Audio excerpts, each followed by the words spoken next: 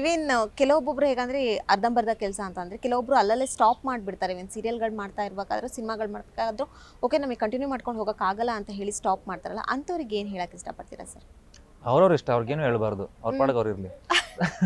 ಅಂದರೆ ಎಲ್ಲರದು perspective of life ಅಂತ ಹೇಳಿಲ್ವಾ, ಎಲ್ಲರದು ಪರ್ಸ್ಪೆಕ್ಟಿವ್ ಆಫ್ ಲೈಫ್ ಬೇರೆ ಇದೆ, ಪ್ರತಿಯೊಬ್ಬರದ್ದು ಗೋಲ್ಸ್ ಬೇರೆ ಇದೆ. ಈಗ ನನಗೆ ಒಂದು ವಿಷಯ ಖುಷಿ ಕೊಡುತ್ತೆ ಅಂದರೆ ಅದು ನನ್ನ ಪರ್ಸನಲ್ ವಿಷಯ ಆಗಿರುತ್ತೆ. ಮೋಸ್ಟ್ಲಿ ಅದು ನಿಮಗೆ ಖುಷಿ ಕೊಡದೇ ಇರ್ಬೋದು, ನಿಮ್ಮ ಖುಷಿ ಬೇರೆ ಯಾವುದ್ರಲ್ಲೂ ಇರ್ಬೋದು. ಸೊ ನೀವು ನಿಮ್ಮ ಖುಷಿನ ಯಾವ್ದ್ರಲ್ಲಿ ಕಂಡ್ಕೊಳ್ತೀರಾ ಅನ್ನೋದು ಡಿಪೆಂಡ್ ಆಗುತ್ತೆ. ನನ್ನ ಖುಷಿ ನಾನು ಇದ್ರಲ್ಲಿ ಕಂಡ್ಕೊಂಡಿದ್ದೀನಿ, ಸೊ ನನಗೆ ಅದನ್ನು ಮಾಡೋಕ್ಕೆ ಇಷ್ಟ. ಸೊ ಆ ಇದರಲ್ಲೇ ನಾನು ಖುಷಿಯಾಗಿರ್ಬೇಕು ಅಂತ ಇದೆಲ್ಲ ಮಾಡ್ತಾ ಇರೋದು. ಅವನಿಗೂ ಪ್ರೂವ್ ಮಾಡಬೇಕು ಅಂತ ಯಾವತ್ತೂ ಮಾಡಿಲ್ಲ. ಸೀರಿಯಲ್ ಆಗಿರ್ಬೋದು, ಸಿನಿಮಾದಲ್ಲಾಗಿರ್ಬೋದು, ಎಲ್ಲದರಲ್ಲೂ ನಂಬರ್ 1 ಅಲ್ಲಿ ಇದ್ದೀರಾ. ಸೊ ಯಾವಾಗ ಮತ್ತೆ ಬೇರೆ ಏನಾದರೂ ಮಾಡುವಂತಹ ಸಾಹಸಕ್ಕೆ ಏನಾದರೂ ಕೈ ಹಾಕಿದ್ದೀರಾ ಏನು? ಪ್ಯಾರಲಲಿ ಆ ಥರ ನಾನು ಏನೋ ಒಂದು ಹೊಸದು ಮಾಡ್ತಾನೆ ಇರ್ತೀನಿ, ಇನ್ ಟರ್ಮ್ಸ್ ಆಫ್ ಬಿಸ್ನೆಸ್ ಆಗಲಿ ಅಥವಾ ಇನ್ ಟರ್ಮ್ಸ್ ಆಫ್ ಇನ್ವೆಸ್ಟ್ಮೆಂಟ್. ನನಗೆ ಆ ಒಂದು ಎಕ್ಸ್ಪೀರಿಯನ್ಸ್, ಲೈಫ್ನ ಎಕ್ಸ್ಪೀರಿಯನ್ಸ್ ಮಾಡಬೇಕು ಅಂತ ಇಷ್ಟ ಇದೆ. Like I should have all experience known to me. ಈಗ ಗ್ಯಾಪ್ ಇದ್ದಾಗ ಪ್ಯಾರಾಗ್ಲೈಡಿಂಗ್ ಏನೋ ಒಂದು ಮಾಡ್ತಿರ್ತೀನಿ, ಸ್ನೋ ಬೋರ್ಡಿಂಗ್ ಏನೋ ಒಂದು ಮಾಡ್ತಾ ಇರ್ತೀನಿ, just to experience that moment. Okay 13,000 ಅಡಿಯಲ್ಲಿ ಹಾರಿದಾಗ ಹಿಂಗೆ ಫೀಲ್ ಆಗುತ್ತೆ, so I should know that feeling. So ಆ ಇದರಲ್ಲಿ I want to live life ಅಷ್ಟೇ. ಕಿರಣ್ ರಾಜ್ ಅವರಿಗೆ ಜಾಸ್ತಿ ಯಾವ್ದು ಕಿಕ್ ಕೊಡತ್ತೆ? ಯಾವನಾದ್ರೂ ನಿನ್ ಕೈಲಿ ಆಗಲ್ಲ ಅಂತನಲ್ಲ ಅವನ್ ಬಂದು ಚಪಾಳಿ ಹೊಡೆಯೋದು. ಆಗಲ್ಲ ಅಂದವರಿಗೆ ಮಾಡಿ ತೋರಿಸಿದೀರಾ ಆಗತ್ತೆ ಅಂತ ನನ್ನ ಕೈಯಲ್ಲಿ? ಎಸ್ ಸುಮಾರು ಜನ. ಅಂದ್ರೆ ಹೇಳ್ತಿಲ್ವಾ, it depends on your maturity level also. ಈಗ ಒಂದ್ ಕಾಲದಲ್ಲಿ ನಿಮ್ ಕನ್ಸು ಬೇರೆಯವ್ರಿಗೆ ಮಿತ್ ಆಗಿರುತ್ತೆ, but only once you do it ಅದು ಅವ್ರಿಗೆ ಜಸ್ಟಿಫೈ ಆಗುತ್ತೆ ಓಕೆ ಅಂತ ಅಂದಾಗ. ಆ ಒಂದು ಪಾಯಿಂಟ್ ಅಲ್ಲಿ ಇವ್ನಿಗೆ ಮಾಡಿ ತೋರಿಸ್ಬೇಕು ಅಂತ ಅನ್ಸ್ತಿರುತ್ತೆ, ಬಟ್ ನೀವು ಅದನ್ನ ಮಾಡಿದಾಗ ಅವ್ನಿಗೋಗಿ ಹೇಳ್ಬೇಕು ಅಂತಾನು ಅನ್ಸಲ್ಲ. ಬಿಕಾಸ್ ಮೈಂಡ್ ಸೆಟ್ ಚೇಂಜ್ ಆಗಿರುತ್ತೆ, ಮೆಚುರಿಟಿ ಲೆವೆಲ್ ಬೇರೆ ತರ ಇರುತ್ತೆ. ನೀವು ಏನೋ ಒಂದು ಸರಿಯಾಗಿ ಮಾಡಿರ್ತೀರಾ, ಬಟ್ ಆದ್ರೂ ಅದನ್ನ ತಪ್ಪು ಅಂತ ಬಿಂಬಿಸೋರು ತುಂಬಾ ಜನ ಇರ್ತಾರೆ. ಸೊ ಆ ತಪ್ಪು ಒಪ್ಪುಗಳನ್ನ ಹೇಗೆ ಹಿಡ್ಕೊಂಡು ಮುಂದಕ್ಕೆ ಹೋಗ್ತೀರಾ ಅನ್ನುವಂಥದ್ದು? ನಂಗೆ ಅದೊಂದು ತುಂಬಾ ಒಳಗಡೆ ಇದೆ, ಡೋಂಟ್ ಕೇರ್ ಆಟಿಟ್ಯೂಡ್. ಅಂದ್ರೆ ನನ್ಗೆ ಮ್ಯಾಟ್ರೇ ಆಗಲ್ಲ ಯಾರಿಗೇನ್ ಮಾತಾಡ್ತಾವ್ರೆ, ಯಾರಿಗೇನ್ ಹೇಳ್ಕೊತಾವ್ರೆ. ಅಂದ್ರೆ for me my life matters, others opinions R dead for me. So ನನ್ಗೆ ಅದ್ ಯಾವ್ದು ಅಂತ ತಲೆಗೆ ಹೋಗಲ್ಲ. ಅಂದ್ರೆ ನನ್ಗೆ ಏನ್ ಅನ್ಸುತ್ತೆ ಅಂದ್ರೆ, ನೀನ್ ಆತರ ಯೋಚನೆ ಮಾಡ್ತಿದ್ಯಾ ಅಂದ್ರೆ ಅದು your capability of thought process ಅಂತ ನಂಗೆ ಅನ್ಸುತ್ತೆ. And I don't want to blame anyone for that. So ಹಲವಾರು ಮ್ಯಾಟರ್ ಆಗುತ್ತೆ. ಈಗ ಇಫ್ ಇನ್ ಕೇಸ್ ನೀವು ಯಾರಿಗೋ ಒಂದು ವಸ್ತು ಬಗ್ಗೆ ಹೇಳ್ತಿದ್ದೀರಾ, ಆ ವಸ್ತುನ ಜೀವನದಲ್ಲೇ ನೋಡಿರೋನು ಅದ್ರ ಬಗ್ಗೆ ಏನ್ ಮಾತಾಡ್ಬೋದು ಅಂತಾನು ಅನ್ಸುತ್ತೆ. So it depends on they mind set ಅಷ್ಟೇ. ಓಕೆ, ಕಿರಣ್ ರಾಜ್ ಅವರಿಗೆ ಯಾರೋ ಒಬ್ರು ಬ್ಯಾಕ್ ಬೋನ್ಸ್ ಇದ್ದಾರೆ, ಹಂಗಾಗಿ ಇಷ್ಟು ದೊಡ್ಡ ಮಟ್ಟಕ್ಕೆ ಬೆಳೆದಿದ್ದಾರೆ ಅನ್ನುವಂಥದ್ದು ಒಂದು ರೂಮರ್ಸ್ ಹರಡಿತ್ತು. ಸೊ ಅದಕ್ಕೆ ಏನಂತೀರಾ?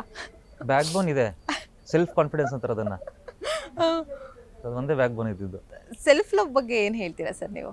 ತುಂಬಾ important, and specially in this generation, this kind of atmosphere, ambience. ಏನಕ್ಕೆ ಅಂದ್ರೆ ನಾವು ಆಗ್ಲೇ ಹೇಳಿದಾಗೆ ಪ್ರಪಂಚ ತುಂಬಾ ಕ್ರೂವಲ್ ಆಗಿದೆ, ಇದು ಫೇರಿ ಟೇಲ್ ಅಲ್ಲ. ಸೊ ಇಲ್ಲಿ ನೀವು ನಿಮ್ಮನ್ನ ಎಷ್ಟು ಇಷ್ಟಪಡ್ತೀರೋ, ನಿಮ್ ಪ್ರತಿ ನಿರ್ಧಾರ ಅದನ್ನ ಮೈಂಡಲ್ಲಿ ಇಟ್ಕೊಂಡೇ ನೀವು ಮಾಡ್ತೀರಾ. ಸೊ ನಿಮ್ಗೆ ಹರ್ಟ್ ಆಗದಿರೋ ತರ ನೀವು ಡಿಸಿಷನ್ ತಗೊಳ್ಳಿ, ನಿಮ್ಗೆ ಹರ್ಟ್ ಆಗದಿರೋ ತರ ನಿಮ್ ನಡವಳಿಕೆ ಇಟ್ಕೊಳ್ಳಿ. ಲೈಫ್ ಸಿಂಪಲ್ ಆಗಿರುತ್ತೆ. ಯಾವಾಗ your happiness depends on someone else, life ಆಗ್ಲೇ ಕಷ್ಟ ಆಗೋದು. ಖಂಡಿತ. ಈ ಮೋಟಿವೇಶನ್ ಸ್ಪೀಚ್ಗಳೆಲ್ಲ ಕೆಲವ್ರು ಕೊಡ್ತಾ ಇರ್ತಾರೆ ಸರ್, ಅದನ್ನೆಲ್ಲ ಕೇಳಿದಾಗ ನಿಮಗೆ ಏನು ಅನಿಸುತ್ತೆ? ಏನಾಗುತ್ತೆ ಅಂತಂದ್ರೆ, ಮೋಟಿವೇಶನಲ್ ಸ್ಪೀಚ್ ಅಂತ ಏನೂ ಇಲ್ಲ, ಇದು ಲೈಫ್ ಎಕ್ಸ್ಪೀರಿಯನ್ಸ್ ಅಂತ ಕೆಲವು ಇರುತ್ತೆ. And the way they have seen life, the way they have travelled a life, ಆ ಬೇಸಿಸ್ ಮೇಲೆ ದೇ ಶೇರ್ ದರ್ ಎಕ್ಸ್ಪೀರಿಯನ್ಸ್. ಯಾರು ಆ ಒಂದು ಜರ್ನಿನ ಇನ್ನೂ ಮಾಡಿಲ್ಲ ಅವ್ರಿಗದು ಮೋಟಿವೇಶನ್ ಅನ್ಸುತ್ತೆ. ಕೆಲವೊಂದು ಟೈಮ್ ಆದ್ಮೇಲೆ when they experience them self, ಅದು ಆ ರೀತಿ ಅನ್ಸುತ್ತೆ ಅಷ್ಟೇ. ಎಸ್, ಈ ಬಾಡಿ ಬಿಲ್ಡರ್ ಇವಾಗ ನೀವು ಹೆಂಗಿದ್ರಿ ಅಂತ ಸ್ವಲ್ಪ ದಪ್ಪ ಇದ್ರಿ, ಇವಾಗ ಫುಲ್ ಫಿಟ್ ಆಗಿದ್ದೀರಲ್ಲ, ಎಷ್ಟು ಕಷ್ಟ ಆಯಿತು? ಅಂದ್ರೆ ನನ್ನ ಕ್ಯಾರೆಕ್ಟರ್ಗೆ ಏನ್ ರಿಕ್ವೈರ್ಮೆಂಟ್ ಇರುತ್ತೆ ಅದಕ್ಕೆ ಅಂತ I prepare myself. So Jackie ಕ್ಯಾರೆಕ್ಟರ್ಗೆ ಯೂಶಲಿ ಸ್ವಲ್ಪ ಸ್ಲಿಮ್ ಇರ್ತಾರೆ ಅಂಡ್ ಒಂದು ಅಥ್ಲೆಟಿಕ್ ಬಾಡಿ ತರ ಇರುತ್ತೆ. ಸೊ ಅದಕ್ಕೆ ಏನೇನ್ ಬೇಕು ಅದನ್ನ ಪ್ರಿಪರೇಷನ್ ಅಂತ ಇದ್ದೇ ಇರುತ್ತಲ್ಲ. ನಾನು ಆಗ್ಲೇ ಹೇಳಿಲ್ವಾ, ನನ್ನ ಕ್ಯಾರೆಕ್ಟರಿಸ್ಟಿಕ್ಸ್ ಆ ಕ್ಯಾರೆಕ್ಟರ್ ಮ್ಯಾಚ್ ಆಗ್ಲಿಲ್ಲ ಅಂದ್ರೆ ನಾನು ಆಸ್ ಅನ್ ಆಕ್ಟರ್ 50% ಅಲ್ಲೇ ಫೇಲ್ ಆಗೋಗ್ತೀನಿ. ಇಟ್ಲೀಸ್ಟ್ ನಾನು ನೋಡಿದ್ರೆ ಅನ್ನಿಸ್ಬೇಕಲ್ಲ, okay he can be that person ಅಂತ. ಸೊ ಫಿಸಿಕಲ್ ಅಪಿಯರೆನ್ಸ್ ತುಂಬಾ ಇಂಪಾರ್ಟೆಂಟ್ ಆಗುತ್ತೆ. And being an actor is my duty. ಏನ್ ಕ್ಯಾರೆಕ್ಟರ್ ನಾನು ಮಾಡ್ತಾ ಇದ್ದೀನಿ, ಫಿಸಿಕಲ್ ಅಪಿಯರೆನ್ಸ್ ಅದೇ ತರ ಇದ್ದಾಗ ಇನ್ನೂ ಕನ್ವಿನ್ಸಿಂಗ್ ಆಗಿರ್ತೀನಿ as a actor. Okay, even ನೀವು ಗಮನಿಸಿರ್ಬೋದು, ಇವೆನ್ ಒಂದು ಸಿನಿಮಾಗೋಸ್ಕರ ಆಗಲಿ ಸೀರಿಯಲ್ಗೋಸ್ಕರ ಆಗಲಿ ನಾವು ಸಣ್ಣ ಆಗಬೇಕು, ನಾವು ಚೆನ್ನಾಗಿ ಕಾಣಿಸ್ಕೋಬೇಕು ಅಂದಾಗ ಒಂದಷ್ಟು ಜನ ಬಿಟ್ಟು ಅಡ್ವೈಸ್ಗಳು ಕೊಡ್ತಾ ಇರ್ತಾರೆ. ಸೊ ಅದು ನಿಮಗೆ ಬಂದಿದೆಯಾ? ನಾನು ಹೇಳಿಲ್ವ, ನಾನು ಅಷ್ಟು ಯಾರನ್ನೂ ಹತ್ರನೇ ಇಟ್ಟಿಲ್ಲ ಬಂದು ಅಡ್ವೈಸ್ ಕೊಡೋ ಅಷ್ಟು. ಹ್ಞೂ, so I don't take advices advices ತಗೊಂಡಿಲ್ಲ. ನೀವು ಅಡ್ವೈಸಸ್ ಕೊಟ್ಟಿದ್ದೀರಾ ಸರ್?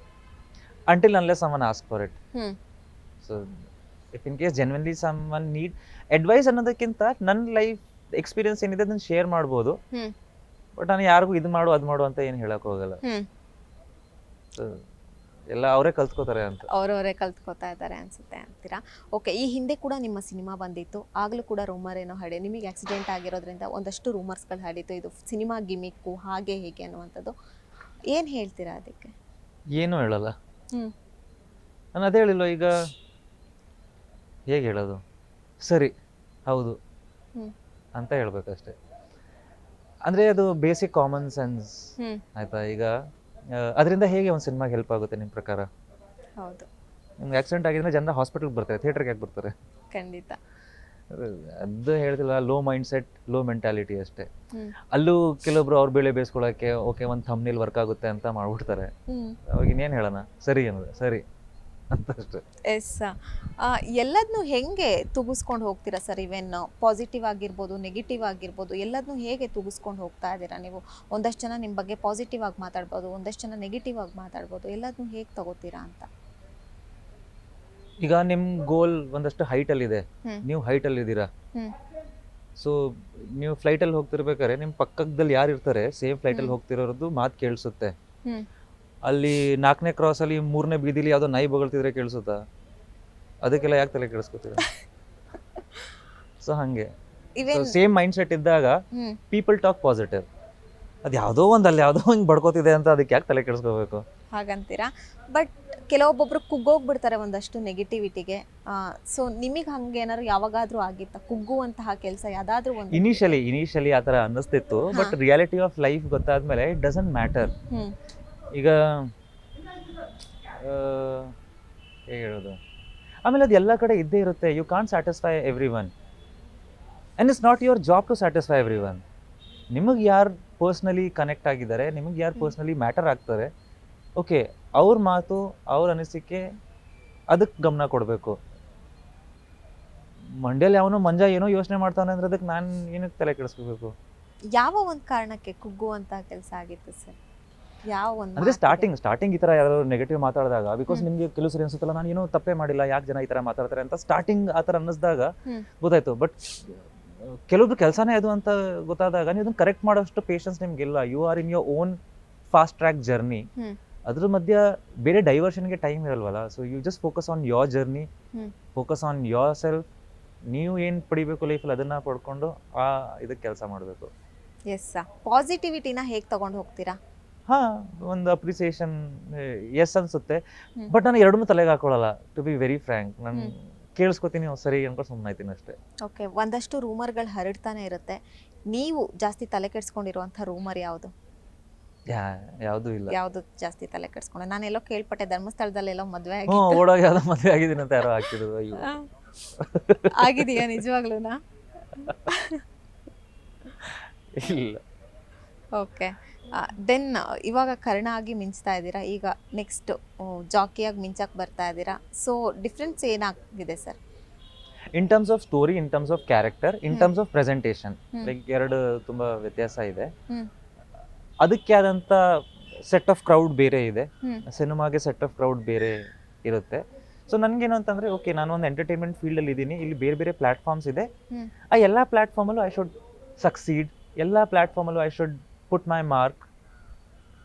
ಚೆನ್ನಾಗಿ ಕೆಲಸ ಮಾಡಬೇಕು, ಜನ ಅದರಿಂದ ಪ್ರೌಡ್ ಫೀಲ್ ಆಗಬೇಕು. ಸೊ ಯಾರು like who all wish good for me, ಅವರೆಲ್ಲರಿಗೂ I am worth that success ಅಂತ ಅನ್ನಿಸ್ಬೇಕು. ಸೊ ಆ ಥರ ನಾನು ಕೆಲಸ ಮಾಡ್ಕೊಂಡು ಹೋಗ್ಬೇಕು ಅಂತ ಅಷ್ಟೇ. ಓಕೆ, ಒಂದಷ್ಟು ಜನ ಸೀರಿಯಲಿಂದ ಸಿನಿಮಾ ಕಡೆ ಬರ್ತಾರೆ, ಮತ್ತೆ ಸಿನಿಮಾಯಿಂದ ಸೀರಿಯಲ್ಗೆ ಹೋಗಲ್ಲ. ಏನೋ ಒಂಥರ ಅವರಿಗೆ ಪರ್ಸ್ನಲಿ ಏನೋ ಪ್ರಾಬ್ಲಮ್ ಆಗುತ್ತೆ, ಇಲ್ಲ ನಮಗೆ ಬೇಡ ಅನ್ನುವಂಥ ಅವಾಯ್ಡ್ ಮಾಡ್ತಾರೆ.